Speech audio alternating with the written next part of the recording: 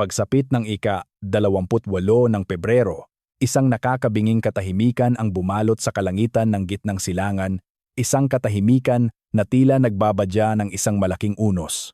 Sa mga nakalipas na dekada, ang rehiyon ay naging pugad ng walang katapusang tensyon, mga banta, at mga nakatagong alitan sa pagitan ng mga naglalabanang bansa. Ngunit sa gabing ito, ang mga salita at babala ay naging mapangwasak na katotohanan. Ito ang gabi kung kailan ang kasaysayan ng mundo ay muling isusulat sa pamamagitan ng apoy, usok at bakal. Ang mga mamamayan ng Tehran, ang kabisera ng Iran, ay naghahanda na sana para sa isang ordinaryong pamamahinga. Walang kamalay-malay na sa mga susunod na oras, ang kanilang kalangitan ay mapupuno ng mga nakakapasong liwanag mula sa isang malawakang pag-atake na tuluyang babago sa takbo ng kanilang mga buhay at ng buong daigdig. Walang babala, walang anumang senyales na makikita sa mga radar ng mga karaniwang tao, biglang yumanig ang lupa sa ilalim ng kanilang mga paa. Isang serye ng mga malalakas at magkakasunod na pagsabog ang bumasag sa katahimikan ng gabi sa buong bansa. Sa mismong sentro ng Tehran, ang mga matataas na gusali ay tila nyanig ng isang malakas na lindol, habang ang mga bintana ay nagkadurog-durog dahil sa matinding shockwave ng mga pag-atake. Sa labas, ang madilim na kalangitan ay biglang nagliwanag dahil sa mga nakakapasong bolang apoy na lumamon sa ilang mga estratehikong lokasyon. Ang mga makakapal at itim na usok ay mabilis na pumailan lang sa hangin, na tila mga higanteng haligi na nag-uugnay sa nag-aapoy na lupa at sa madilim na kalangitan. Ang mga sirena ng mga sasakyan, ng bumbero, ambulansya at pulisya ay nag-umpisang umalingaw-ngaw sa bawat sulok ng lungsod, isang nakakakilabot na koro na sumasalamin sa takot, pagkataranta at pagkalito ng mga tao. Ang mga ordinaryong mamamayan ay nagkagulo, nagtakbuhan sa mga malamig na kalsada upang maghanap ng ligtas na masisilungan, habang ang iba ay nakatulala na lamang sa mga nag-aapoy na estruktura sa kalayuan, hindi makapaniwala sa napakatinding trahedya na nangyayari mismo sa kanilang sariling bayan. Ang mga serye ng pagsabog na ito ay hindi mga simpleng aksidente o pagkakamali. Ito ay bahagi ng isang napakabilis, planadong-planado, at malawakang operasyong militar na isinagawa ng pinagsanib na puwersa ng Israel at Estados Unidos.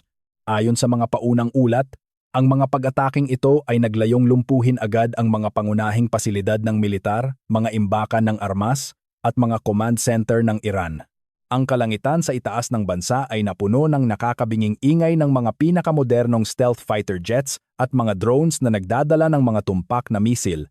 Ang bawat target ay pinili ng may matinding pag-iingat, dumaan sa masusing pag-aaral ng mga ahensya ng paniktik, upang matiyak na ang mga itinuturing nilang iminenteng banta ay mabilis at epektibong mawawasak. Ang bilis at puwersa ng pag-atake ay sadyang idinisenyo upang mag-iwan ng matinding pinsala hindi lamang sa pisikal na infrastruktura, kundi pati na rin upang pilayin ang kakayahan ng puwersang militar ng Iran na gumanti agad. Ang mga ulat mula sa lokal na media at telebisyon ng Iran ay nagkukumahog na magbigay ng impormasyon na nagpapakita ng mga madilim at nakakatakot na video at larawan ng mga pagkawasak sa iba't ibang probinsya. Ang mga social media platform ay mabilis na bumaha ng mga nakakatakot na footage mula sa mga nakasaksi, kung saan malinaw na maririnig ang mga sigaw ng pagkasindak ng mga tao, kasabay ng patuloy at sunod-sunod na alingaw-ngaw ng mga pagsabog sa background. Habang ang Tehran at iba pang bahagi ng Iran ay nilalamon ng apoy at matinding kaguluhan, sa Tel Aviv, isang napakahalagang anunsyo ang naganap na tuluyang nagpakita sa buong mundo kung ano ang tunay na nagaganap. Si Israeli Defense Minister Katz ay matapang na humarap sa mga mamamahayag at sa buong bansa na may seryoso, malamig at matatag na ekspresyon sa kanyang mukha. Sa kanyang opisyal na pahayag, walang pangingiming kinumpirma niya ang pinangangambahan ng marami. Ang Estados Unidos at Israel ay opisyal nang nagsimula ng isang malawakang serye ng mga airstrike o pag-atake mula sa himpapawid laban sa mga sensitibong target sa loob mismo ng teritoryo ng Iran. Ang kanyang mga binitawang salita ay mabigat at may dalang matinding babala para sa kanilang mga kaaway. Ayon kay Katz, ang mga malalakas na hakbang na ito ay hindi ginawa ng basta-basta o walang malalim na dahilan. Ito ay isang kinakailangan at mabilisang aksyon upang harapin ang mga kasalukuyang banta sa seguridad na matagal nang naglalagay sa matinding panganib, hindi lamang sa buhay ng mga mamamayan ng Israel, kundi pati na rin sa kapayapaan ng buong rehiyon. Ipinahiwatig ng kanyang mensahe na ang mga pinakabagong impormasyong nakalap ng kanilang mga dalubhasang ahensya ng paniktik ay malinaw na nagpapakita ng isang napipinto at malaking panganib mula sa Iran na hindi na kailanman maaaring ipagwalang bahala ng kanilang pamahalaan. Dahil sa tindi ng sitwasyon, sa bigat ng kanilang ginawang hakbang, at sa inaasahang matinding pagganti mula sa kabilang panig, walang inaksayang oras ang pamahalaan ng Israel sa parehong pahayag na nagpasiklab sa tensyon. Nagdeklara si Defense Minister Katz ng isang agarang state of emergency sa buong teritoryo ng bansa. Ang malawakang deklarasyong ito ay nagbunsod ng mabilis, radikal, at nakakatakot na pagbabago sa pang-araw-araw na buhay ng milyon-milyong mga Israeli. Ang lahat ng mga paaralan, malalaking negosyo, at mga pampublikong pasilidad ay agad na inutusang isara. Ang mga sikat at epektibong sistema ng depensa ng bansa, partikular ang Iron Dome, na sumasalo sa mga maiikling misil, pati na rin ang David Sling at Arrow systems para sa mas malalaking banta, ay inilagay sa pinakamataas na antas ng alerto at kahandaan upang salagin ang anumang potensyal na atake mula sa himpapawid na maaaring dumating anumang oras. Ang mga ordinaryong mamamayan, mula Hilaga hanggang Timog, ay mariing inutusang manatili sa loob ng kanilang mga bahay, huwag lumabas kung hindi kinakailangan, at maging laging malapit sa mga bomb shelters o mga ligtas at pinatibay na silid. Ang kaba at tensyon ay parang apoy na mabilis na kumalat sa buong lupain ng Israel dahil alam ng bawat isa sa kanila na ang pag-ataking ito na kanilang pinasimulan sa Iran ay siguradong may kapalit na mabilis at napakatinding ganti. Ang mga kalye at kalsada ng Jerusalem at Tel Aviv, na sa mga ordinaryong araw ay laging puno ng buhay, sigla at ingay, ay biglang naging tahimik, madilim, at tila naging mga abandonadong lugar ng mga multo. Hindi nagtagal matapos ang nakakagimbal na anunsyo sa kalye ng Israel, ang atensyon at takot ng buong mundo ay mabilis na lumipat sa kabilang bahagi ng globo, sa mismong sentro ng kapangyarihan sa Washington, D.C. Sa loob ng White House, naglabas ng isang mabigat at makasaysayang pahayag si Pangulong Donald Trump. Sa pamamagitan ng kanyang mensahe, tuluyan niyang kinumpirma sa sambayanang Amerikano at sa buong nag-aalalang internasyonal na komunidad na ang puwersa ng Estados Unidos ay aktibong nakikilahok, nangunguna at naglunsad ng isang malaking operasyong militar sa loob ng mga hangganan ng Iran.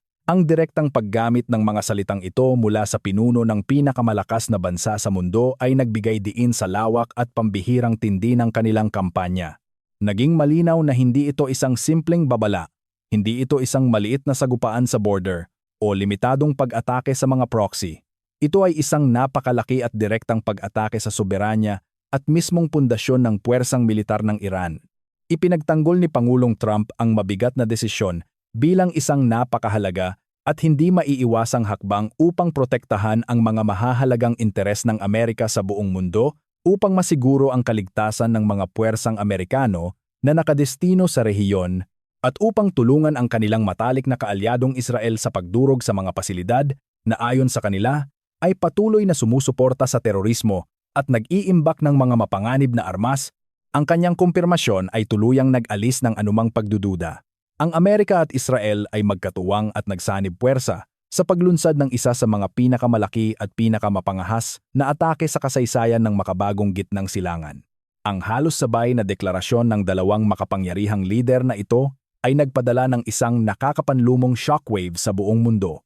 Ang mga lider ng iba't ibang bansa sa Europa, Asya, at iba pang panig ng daigdig ay agad na nagpatawag ng mga emergency at sikretong pagpupulong kasama ang kanilang mga pinakamataas na opisyal ng militar at seguridad. Ang pandaigdigang pamilihan ng langis ay agad na nakaranas ng matinding paggalaw at pagtaas ng presyo dahil sa napakalaking takot na ang tuluyang pagsiklab ng digmaan sa isang rehiyon na nag-export ng napakalaking bahagi ng langis sa mundo ay tiyak na magdudulot ng isang mapangwasak na krisis sa pandaigdigang ekonomiya. Ang mga kilalang diplomatiko at mga ahensya ng United Nations ay nagkukumahog upang maglabas ng mga pahayag na nananawagan ng agarang pag-uusap, pagtitimpi at pagpapakalma ng sitwasyon. Ngunit para sa marami, ang lahat ng panawagang ito ay tila huli na at wala ng silbi. Ang mga unang nakamamatay na bomba ay naibagsak na sa lupa. Ang mga estratehikong pasilidad ay kasalukuyan nang nasusunog at nagiging abo. Ang nakakakilabot na hudyat ng digmaan ay napatunog na ng napakalakas at hindi na ito mababawi pa. Sa paglipas ng mga oras sa loob ng Iran, ang gabi ay tila isang mahaba at madilim na bangungot na hindi matatapos. Habang ang mga magigiting na bumbero at mga rescue workers ay patuloy na nakikipaglaban sa mga naglalakihang apoy na dulot ng walang awang mga pagsabog, at habang ang mga awtoridad ay nahihirapang panatilihin ang kaayusan sa gitna ng matinding gulat at kalituhan ng publiko, ang mga pinakamataas na opisyal ng militar at gobyerno ng Iran ay nagpupulong na sa loob ng kanilang mga lihim at ligtas na underground bunkers na hindi tinatablan ng bomba. Ang kanilang mga mukha ay nakapinta ang pinaghalong matinding galit, puot, at nag-aalab na pagnanais ng mabilis na hustisya at paghihiganti. Para sa kanila, ang mga walang awang pag-ataking ito na isinagawa ng palihim ng Israel at Amerika ay isang napakalaking sampal sa kanilang pambansang karangalan at kalayaan na hinding-hindi nila palalampasin ng walang kapalit. Ang mga advanced radar system ng Iran, na bagaman bahagyang napinsala ng mga naunang atake ay nananatiling aktibo at matalas, ay nagsimulang subaybayan ang mabilis na pag-alis ng mga banyagang eroplano sa kanilang kalangitan. Ngunit para sa mga general ng Iran, ang kanilang pangunahing layunin at nakatuon na atensyon ngayon ay hindi na upang magtago o dumepensa lamang. Ang oras para sa pagtatanggol ay tapos na. Ito na ang oras para sa malawakang pag-atake. Sa kalaliman ng mga nagtatagong command center sa ilalim ng mga kabundukan ng Iran, ang hangin ay napuno ng matinding tensyon at pagkauhaw sa paghihiganti. Matapos ang malawakang pag-atake ng Estados Unidos at Israel, ang mga matataas na opisyal ng militar ng Iran ay hindi nag-aksaya ng kahit isang segundo upang umiyak o magluksa. Sa halip, ang kanilang mga mata ay nakatutok sa mga kumikislap na monitor, naghihintay sa pinal na utos mula sa kanilang pinakamataas na pinuno. Nang ibaba ang hudyat, isang madilim at nakakakilabot na kabanata ng kasaysayan ang tuluyang nagbukas. Ang mga nakatagong silo ng misil na nakabaon ng malalim sa mga disyerto at kabundukan ng bansa ay dahan-dahang bumukas, naglalantad sa mga dambuhalang armas na matagal nang inihanda para sa araw na ito. Sa isang iglap, ang katahimikan ng madaling araw sa Iran ay muling nawasak, hindi dahil sa mga bombang bumabagsak mula sa kalangitan, kundi dahil sa mga misil na pumapailan lang paitaas, dala ang puot ng isang bansang nasugatan. Libu-libong milya ang layo, sa loob ng mga mahigpit na binabantayang pasilidad ng Israel Defense Forces. IDF. Ang mga radar at advanced early warning systems ay biglang nagwala. Ang mga luntiang ilaw sa kanilang mga screen ay napalitan ng nakakapasong pula. Ika. 28 ng Pebrero. Hindi pa man nakakabawi ang mundo sa balita ng pananalakay sa Tehran, napansin agad ng militar ng Israel ang isang malaking kawan ng mga ballistic missiles at attack drones na mabilis na bumabagtas sa kalangitan ng gitnang silangan, at ang lahat ng ito ay direktang nakatutok sa kanilang bansa. Ang bilis ng mga kaganapan ay halos hindi kayang isipin ng ordinaryong isipan. Ang mga misil ng Iran, na naglalakbay sa bilis na kayang basagin ang sound barrier, ay nagdadala ng mga mapangwasak na warheads na nagbabanta sa buhay ng milyon-milyong inosenteng sibilyan. Ang impormasyon ay mabilis na ipinadala sa pinakamataas na antas ng gobyerno ng Israel, na nagbunsod sa isang mabilis at walang pangingiming aksyon upang protektahan ang kanilang nasasakupan. Walang ano-ano, umalingaw-ngaw ang nakakakilabot, nakakabingi, at pamilyar na tunog ng mga sirena sa buong hilagang Israel. Ang tunog na ito, na umaakyat at bumababa na tila humahagulgol, ay ang pinakakinatatakutang musika sa buong bansa. Para sa mga mamamayan ng Haifa, Galilee, at mga karatigpok, ang sirenang ito ay nangangahulugan lamang ng isang bagay.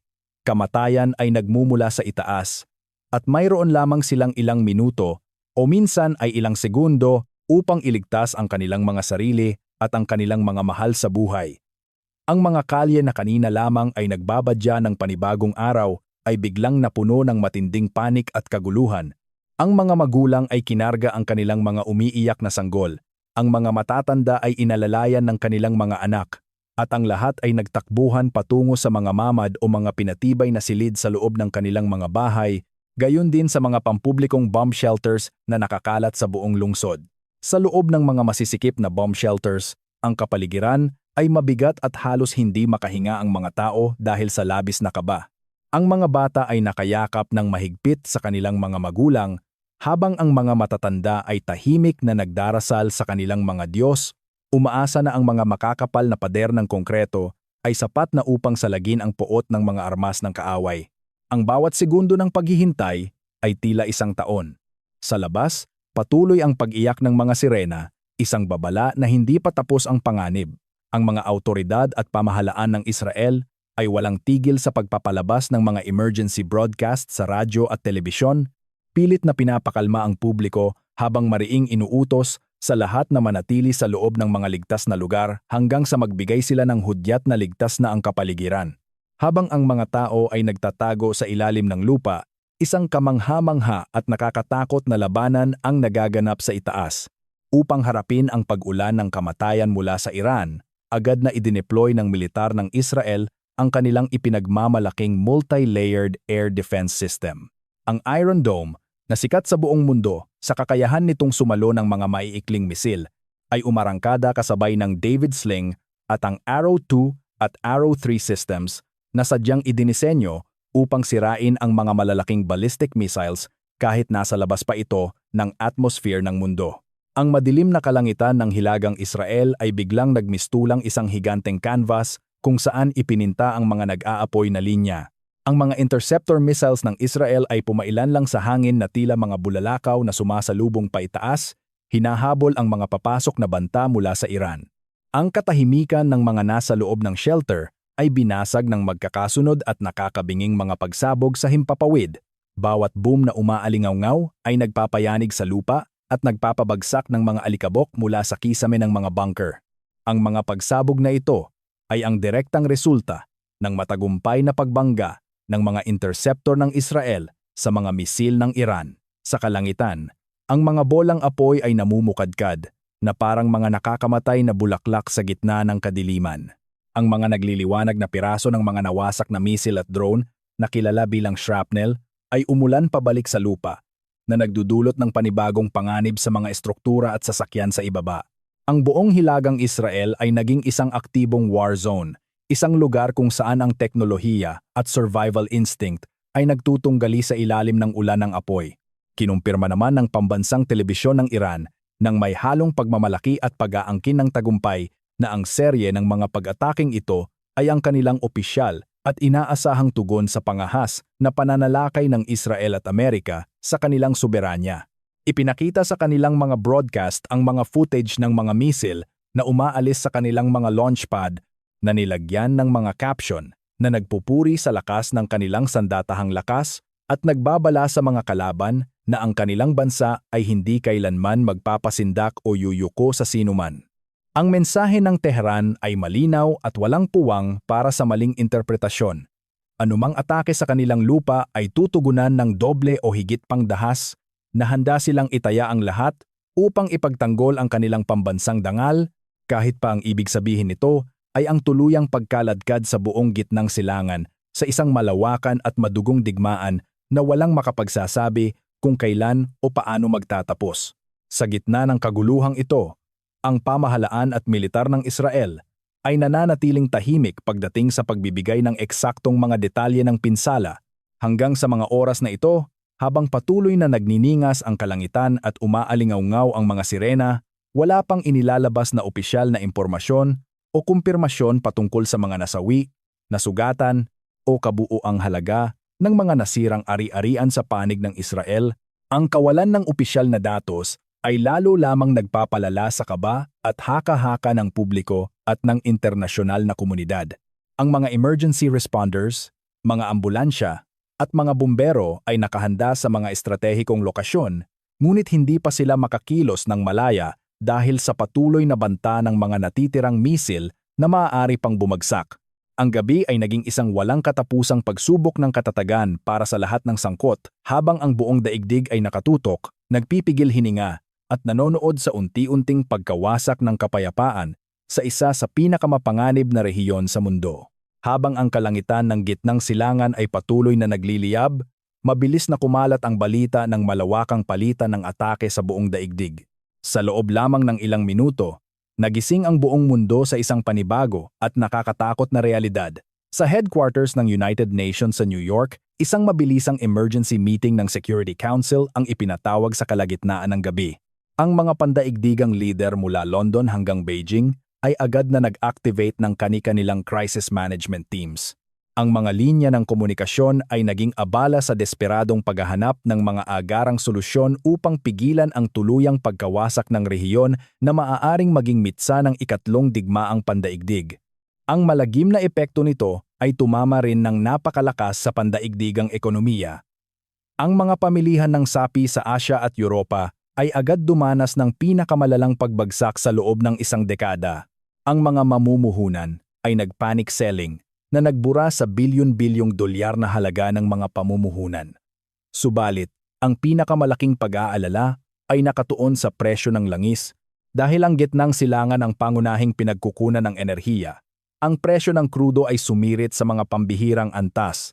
Ang mga bansang umaasa sa langis ay binalot ng takot sa matinding kakulangan sa supply at isang pandaigdigang krisis sa ekonomiya na magpapabigat sa pasanin ng mga ordinaryong mamamayan. Sa Washington, D.C., ang pambansang pamahalaan ng Estados Unidos ay naging mas agresibo at determinadong panindigan ang kanilang hakbang.